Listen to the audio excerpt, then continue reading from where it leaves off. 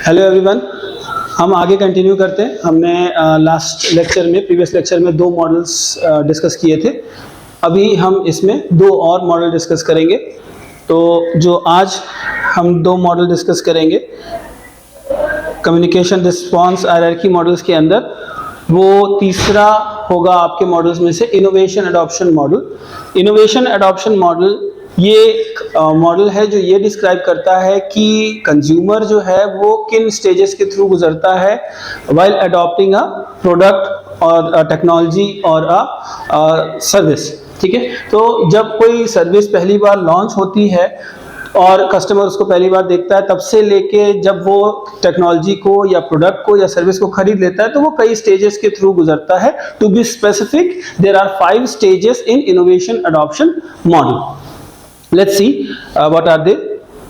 First stage is awareness, second interest, then evaluation, third is trial, fourth is trial and fifth is adoption. ठीक, तो ये stages है 5, इनको detail में discuss करेंगे. Let's see. पहली स्टेज अवेयरनेस, ये वही स्टेजेस हैं जो प्रीवियस मॉडल्स में पढ़ा था हमने. प्रीवियस मॉडल्स में पढ़ा कि अवेयरनेस एक वो स्टेज होती है जिसमें एक कंज्यूमर, एक इंडिविजुअल पहली बार आपके प्रोडक्ट के बारे में, सर्विस के बारे में जानता है, become aware about your product for the first time. तो यहाँ पर जो मेन काम कंपनी कर सकती है वो वही है कि जो आपका पहला ऐड होगा कंज्यूमर के लिए, वो अटेंशन ग्रैबिंग होना चाहिए, जिससे कि वो हमारे ऐड के ऊपर ध्यान दे और वो अवेयर हो सके. इसके बाद जो सेकंड स्टेज होती है वो इंटरेस्ट होती है. इंटरेस्ट में कस्टमर जो है वो थोड़ा सा इंटरेस्ट दिखाता है. Consumers start gathering information about the product through various sources, maybe a website, they may visit showroom. तो अलग अलग सोर्सेज से, मल्टीपल सोर्सेज से वो इंफॉर्मेशन गैदर करते हैं अपने प्रोडक्ट के बारे में. तो ये हमारी सेकंड स्टेज है, इंटरेस्ट. हाँ, तो अब जो नेक्स्ट स्टेज है दैट इज इवैल्यूएशन. इवैल्यूएशन में कस्टमर जो है आपके प्रोडक्ट्स को दूसरे ब्रांड्स के प्रोडक्ट से कंपेयर करेगा. जब वो कंपेयर करेगा, वो एनालाइज करेगा कि उसके पास आपके प्रोडक्ट में बेनिफिट है दूसरे के प्रोडक्ट से कि नहीं है.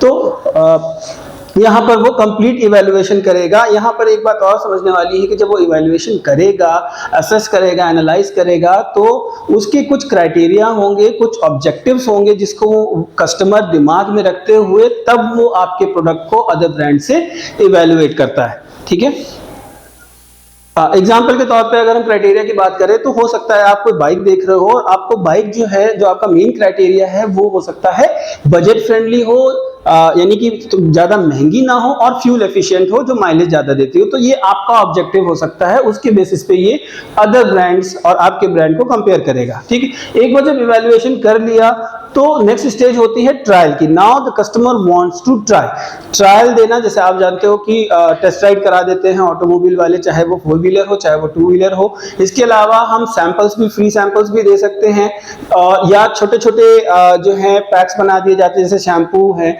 उनके सैशे भी आते हैं. तो इस तरह के छोटे पैक्स बना सकते हैं जिसमें बहुत ज्यादा वो एक्सपेंसिव भी नहीं होगा और कस्टमर पहले छोटा अमाउंट लेके ट्राई करके देख सकता है और उसके बाद वो बड़ा पैक खरीद सकता है. तो इस तरह से हम ट्रायल को जो है वो प्रमोट करते हैं, जिससे कि यहाँ पर फायदा क्या होता है कि कस्टमर जब एक बार ट्राई कर लेता है तो जो रिस्क उसे लग रहा है कि एक रिस्क है कि क्या पता वो बड़ा पैक खरीद ले या बाइक खरीद ले और उसको वो समझ में ना आए, तो वो रिस्क कम हो जाता है कि ये प्रोडक्ट उसको सूट कर रहा है कि नहीं, whether it is suitable, whether it is as per his requirement और नॉट. सो ट्रायल जो है ये स्टेज है. जब एक बार वो ट्रायल कर लेता है और उसे पसंद आ जाता है तो नेक्स्ट स्टेज होती है एडॉप्शन की. वो प्रोडक्ट, वो सर्विस बाई कर लेता है कस्टमर आपके कंपनी से और उसको समझ में आ जाता है कि जो आपका प्रोडक्ट है वो उसको वो सारी चीजें दे रहा है, उसकी सारी नीड फुलफिल कर रहा है जो उसने क्राइटेरिया में या ऑब्जेक्टिव में बना रखा था. तो ये है आपका इनोवेशन एडॉप्शन मॉडल. इसको कंपनीज जो हैं वो ये एनालाइज करने में यूज करती हैं कि एक कस्टमर जो है वो किन स्टेजेस के थ्रू गुजर रहा है, जिससे कि वो अपनी स्ट्रैटेजी जो है वो इस हिसाब से अलग अलग स्टेजेस पे डिजाइन कर सके. ठीक है, अब हम नेक्स्ट मॉडल पे आते हैं. सो नेक्स्ट मॉडल जो हमारा है वो है इंफॉर्मेशन प्रोसेसिंग मॉडल। ठीक है, ये जो मॉडल है ये कॉग्निटिव साइकोलॉजिस्ट जो हैं वो यूज करते हैं टू एज अ फ्रेमवर्क इसको यूज किया जाता है टू डिस्क्राइब मेंटल प्रोसेसेस। यहाँ पर कॉग्निटिव साइकोलॉजिस्ट का मतलब ये है जो साइकोलॉजिस्ट थिंकिंग पैटर्न को, थिंकिंग प्रोसेस को, how the thoughts are made, how ideas are conceived, so these psychologists are known as cognitive psychologist. Cognition here means thinking, mental process. ठीक है, तो कॉग्निटिव साइकोलॉजिस्ट इस फ्रेमवर्क को use करते हैं। Company किस लिए यूज कर सकती है? This framework can also explain how the human brain receives, interpret and then uses the information. क्योंकि हमारे जो भी मैसेजेस होते हैं एडवर्टाइजिंग में या कम्युनिकेशन में डेली, वो ह्यूमन रिसीव करते हैं। तो डेली जब हम कोई कम्युनिकेशन कर रहे हैं किसी कस्टमर से, तो हमें ये समझना बहुत जरूरी है कि एक ह्यूमन का ब्रेन इंफॉर्मेशन को कैसे रिसीव करता है, उसको कैसे इंटरप्रेट करता है और फिर उस इंफॉर्मेशन को कैसे यूज करता है। यहां पर जो कंपनी है इसका फायदा उसको इसमें मिलेगा कि कस्टमर के दिमाग में मैसेज को रिटेन करना, ये बहुत इंपॉर्टेंट होता है। जब हम कोई ऐड देते हैं, चाहे वो टेलीविजन पे आ रहा हो, चाहे वो न्यूज़पेपर पे आ रहा हो, हम इतना कॉस्ट इनकर करते हैं, खर्च करते हैं। तो यहाँ पर मेन चीज़ ये होती है कि कस्टमर के दिमाग में हमारा जो मैसेज है, हमारा जो ब्रांड है, हमारे जो फीचर्स हैं, वो रिटेन करे, है ना। अगर कस्टमर हमारे मैसेजेस को, हमारे ब्रांड को रिटेन नहीं करता है, तो हमारा इतना कॉस्ट जो हमने खर्च की है, इनकर की है, वो वेस्टेज हो जाता है। तो यहाँ पर हमें समझना जरूरी है कि एक ह्यूमन ब्रेन मैसेजेस को कैसे रिटेन करता है, या मैसेज की क्या कैरेक्टरिस्टिक या क्या क्वालिटीज होनी चाहिए कि वो मैसेज को रिटेन करें, जिससे कि जब हम अपना ऐड डिजाइन करें, जब हम अपने ऐड को जो है डिस्प्ले करें, तो कस्टमर उस मैसेजेस को रिटेन कर सके। ठीक, आगे बढ़ते हैं।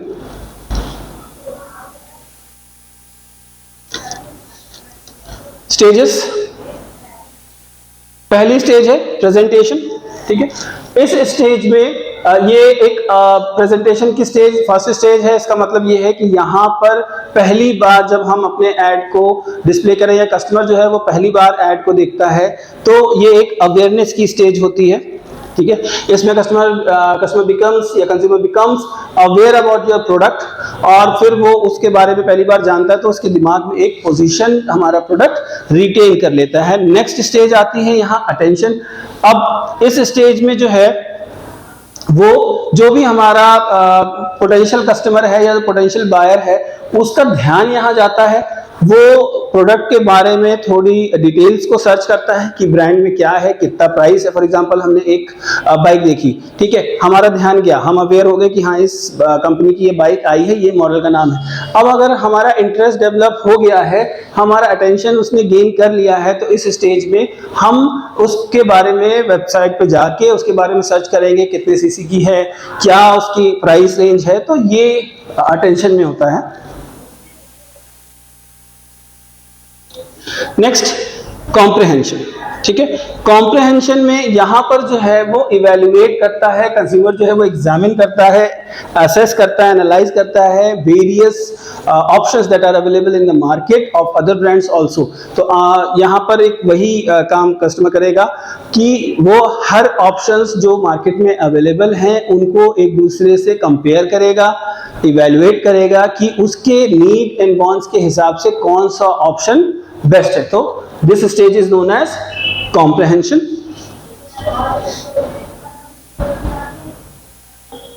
ठीक है, ये link, this is the stage where client determines कि व्हाट ही रियली वांट्स। ठीक है, आप उसने कंपेयर तो कर लिया, अब हो सकता है उसने 2 प्रोडक्ट कंपेयर किए हों, 3 प्रोडक्ट कंपेयर किए हों, और कुछ प्रोडक्ट्स जो हैं एक पर्टिकुलर चीज में, फॉर एग्जांपल प्रोडक्ट ए जो है उसकी माइलेज अच्छी है, प्रोडक्ट बी जो है उसकी प्राइस कम है। ठीक है, अब प्रोडक्ट सी जो है उसकी डिजाइन अच्छी है। तो यहाँ ये यील्डिंग स्टेज है। यील्डिंग स्टेज में कंज्यूमर ये डिटरमाइन करेगा कि उसको एक्चुअली में क्या चाहिए। वो प्राइस लो प्राइस बाइक ढूंढ रहा है, कि उसके लिए माइलेज इंपॉर्टेंट है क्योंकि उसे लॉन्ग रन पे बाइक चलानी है, लंबे डिस्टेंस को कवर करना है, तो उसके लिए माइलेज इंपॉर्टेंट है, या स्टाइल या डिजाइन उसकी इंपॉर्टेंट है।